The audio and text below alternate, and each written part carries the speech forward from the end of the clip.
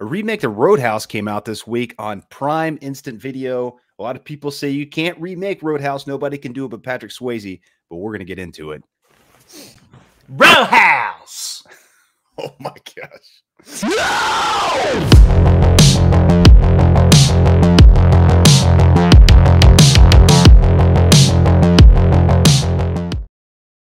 What's going on, guys and gals? Welcome to Good Real Hunting. Today, we're going to be giving you guys a review for the new Roadhouse remake that just dropped on Prime this week or this past week, whenever this comes out. We're going to get into it, Birdie. I know a lot of people have been saying, oh man, only Patrick Swayze can be Dalton. Only, Jake Gyllenhaal is going to suck ass. You can't remake such a classic of a movie. Oh, a lot of buzz like that, Birdie, but we're going to get into it here today, man. Dude, absolutely, we will. And when we're talking about Prime, we're not talking about Logan Paul's freaking disgusting drink. We are talking about Amazon Prime, is where you can be streaming this movie. So if you're an Amazon Prime member, what you waiting for? And yes, a lot of people had a problem with this movie of remaking. They're like, oh, you can't do it without Patrick. Don't touch a classic. Well, guys, Hollywood's going to do what they want. So just go ahead and prepare for it. Like, I know eventually Jaws is going to do it. And I know, like, oh, we're not going to do Jaws. But guys, let's just slowly go ahead and just start to accept it. And Roadhouse is a great start to accept it. And we'll talk about why. So before we even get more close to it, if you like Roadhouse or talk anything Roadhouse in this particular review, comments down below. And of course, there's going to be no spoilers. No, yeah, we're not going to spoil anything. Excited to get into it, man. I was looking forward to this movie whenever Doug Liman was announced as the director. He came in, he did the Bourne trilogy, or at least a couple of those, and he did Edge of Tomorrow. Edge of Tomorrow, and the long forgotten movie of Mr. and Mrs. Smith. Another, classic. I love Edge of Tomorrow, and I love Jake Gyllenhaal. He's one of my favorite actors working right now, so I was looking forward to it. Now, a little precursor, I was never I'm not super attached to the original movie. I didn't see it till I was an adult. And I know, Bertie, you're the same way, right? Like, it's not something that I literally saw the after this recording like 2 or 3 weeks ago was the first time I got to experience the original of the Roadhouse and see where all the love came from. And trust me, I understand why people are attached to Roadhouse like the original and why they didn't want this to be a remake. I totally understood that. But we're going to get into a little bit more of maybe, just maybe, why for me, I probably like this movie better. Oh, Bertie just got exploded. Somebody's going to come rip your throat out, Bertie boy. All right, here's the thing. All right, let's get into this thing, okay? First and foremost, one thing I really enjoyed about this movie, the story is pretty much the same. Dalton, in this movie, he's an ex-UFC fighter. He comes in to restore, a bar that's getting it's attracting the wrong crowd. He's going to go fix it up. He's not like in the original movie where he's like, his whole career is like turning bars around and shit. That's not it. He's just a dude that's like, he's got this this mysterious kind of ex-UFC career that went a little sour, and now he's living his life, and he does random shit. Post Malone was there early in the movie. That was interesting. But no, that's kind of the same story, same premise. Only this time it's in Florida, which is kind of it's a good change of pace, being on the ocean front. I thought it was kind of fun. And one thing I really liked about this movie, Birdie, was kind of the tone they took. They didn't take themselves too seriously. They knew they kind of have a goofy premise.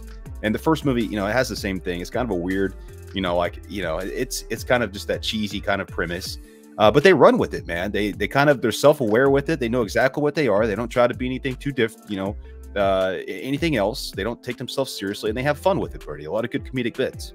No, absolutely. And I've been saying this recently, too, even with our trailer reaction we did for The Crow. Like, I think this movie of the remake to Roadhouse, they understood the assignment. Like, hey, we're going to piss a lot of people off. We know we cannot touch the original.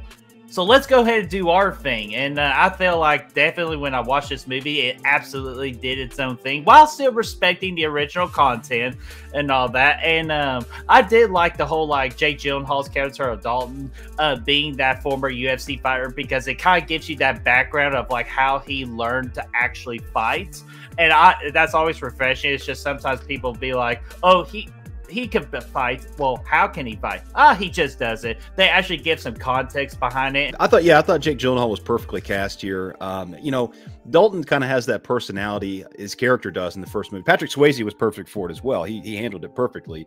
That, I'm a chill dude. I'm really relaxed. I'm going to be nice until it's time not to be nice. And he says that in the first movie. And it takes a certain kind of actor to do that, to pull that off. Patrick Swayze did it perfectly. I think Jake Gyllenhaal did it perfectly. You'll be in the middle in these intense fight scenes in this movie, and he's like kind of throwing these one-liners out, and that's a part of the comedic tone this movie took at times. And you know, I thought he was great with it. You know, his soft voice, like, you know, his calm voice, I should say, it works really well. And just because it is comedic and it is fun, it, you know, it's still brutal, Birdie. There's a lot of, you know, fight scenes in this thing, bone snapping, you know, freaking blood, you know, people getting stabbed, all kinds of crazy stuff, arms getting snapped, fingers getting broken. You see all that here, and it's all brutal. It's all directed really well too, which I knew it would be from our boy Doug Liman. But there's some good, you know, creative shots in this within the fight sequences of, you know, like kind of getting a POV shot from time to time, and that blend, they seamlessly blend that into these, you know, these wider shots, and it's really cool the way they did that. No, absolutely it is, and I even put this in my written review on Letterboxd. I'm trying to do more of those, but one of my favorite like small details that actually make a big difference in a movie, especially in an action movie, I absolutely love what they did with the sound effects for like the fighting and the punches. Like they actually kind of like create that like whole real like, oh, these guys are actually fighting and like actually hitting their mark like on the ribs or on the arm and all that, and like he like kind of like that, but like of course in a more cinematic way and all that. But so I like that small little touch to it. It makes like the fight scenes really realistic to me. Yeah. Now there were a couple scenes. Some of the action sequences got a little over the top, I think. That was one of the, and some of those scenes looked a little funky, you know, particularly involving like vehicles and boats. And there's a couple things that just kind of looked weird in CGI. But for the most part, the action sequences themselves were great. Jake Gyllenhaal got fucking jacked for this. He was ripped. He looked great. He looked like a badass, and you bought that he was able to kick some ass, and he did. So I like that quite a bit. I do kind of wish it had more of those kind of moments of him at the bar, like we saw in the original movie, like him like teaching people stuff and whatnot. That was one thing that I was like, you know, we had a couple moments where he was kind of like, oh, this guy's got a knife in his waistband, step back, you know, that kind of thing. The same kind of shot from the movie. But it was kind of far and few between. It kind of got a little bit grand in scale, which was fine. It was different. I still enjoyed it for that. It had some good new moments in it. Yeah, it definitely did. And but boy, Brad, here's something I really want to talk about. And of course, everybody's on the edge of their seats right now, like, oh, are we going to talk about you know who? We got to talk about you know who, man. Our boy, UFC legend, Conor freaking McGregor, man. So I got to get your thoughts on this one because he entertained the hell out of me, and I actually have my opinion on him. And a little like behind the scenes story too. But Brad, I got to hear your words first. What did you think about our boy Conor? He was goofy as fuck in this movie, but it absolutely worked. I loved every bit of it. Like the whole time, his first scene is hysterical. It's like he pops up and he's like, you know, you'll see it. I won't tell you exactly what it is, but he's just walking down the street. He's got this big smile on his face. Then he shows up at the house later in the movie, and he's like, oh, what the fuck did these bicycles come from? Oh, sandwiches. It was fantastic. And his hobby for clubbing. Yeah, it was great. Like, it was totally, in a serious movie, it wouldn't have worked, but because of the tone they took in this, it worked perfectly. And he was like that great kind of final, you know, boss kind of guy that you're gonna, you know, see here. You know, he was fun. Like, I thought he was great overall, and I thought the sequences he had with Jake Gyllenhaal were really well done. Yeah, dude, absolutely. Especially the fighting scenes, which quick behind the scenes right here, I actually saw a video clip of this of like when they interviewed Jake Gyllenhaal. Jake Gyllenhaal had to kindly remind Conor McGregor that this is actually acting and not actual real fighting, as he took like a big old square punch to the face from good old Mr. Conor McGregor. But don't worry, Jake Gyllenhaal is okay, but a couple of times Conor had to be reminded that this is a movie. But dude, yeah, Brad, you perfectly said it. His goofy personality worked for this movie. Yes, absolutely. Was Conor McGregor a good actor in this movie? Absolutely not. But I always can forgive bad acting when you have like the person playing a character is super entertaining and like gravitating towards that particular person, and if they're just having fun, and you can absolutely tell from beginning to end for when Conor McGregor is introduced in this movie, he was having a phenomenal time, and I can forgive that easily. Yeah, I mean, I think this might open the way for him to do some more movies. It got, you know, kind of like that Arnold role used to be, where he just kind of comes in and just does weird shit. But yeah, he was great. Another character I liked a lot was Ellie, by Dan Daniela Melchior, I think. I don't know if I pronounced that right or not, but the love interest basically for Jake Gyllenhaal's character. I thought, she was good. We've seen her in a couple things. I think she was in a Fast and Furious movie and a couple other things here recently. Yes, the Suicide Squad, Guardians of the Galaxy 3. Oh yeah, she was Rat Girl. Yeah, X5. Yeah, the X for Fast. So yeah, she's been doing pretty good. Yeah, she was great in this movie as well. I liked her a lot. I think she was, she had a little bit more of, I would say she was probably a bit more involved. I would say she was more rough in the original girl. Like, while the original girl is kind and caring, like, this girl kind of feels like more real and, like, rough-edged. And again, I think it works perfectly for this film. I do as well, man. But that's pretty much it overall. I mean, I will big shout out to Big Dick, but other than that, it was. I think it was good. I really enjoyed it overall. I was pleasantly surprised. I wish I could have seen this in theaters, honestly, Birdie. I thought it was. Oh, dude, I know. Yeah, it had a good. It had some good stuff. I think it would have been fun on the big screen. Man, do you know what they need to start doing? I would say for one weekend only, if it's like going to be straight to a streaming thing, like kind of like what they do with Hulu, like with Hellraiser and Prey.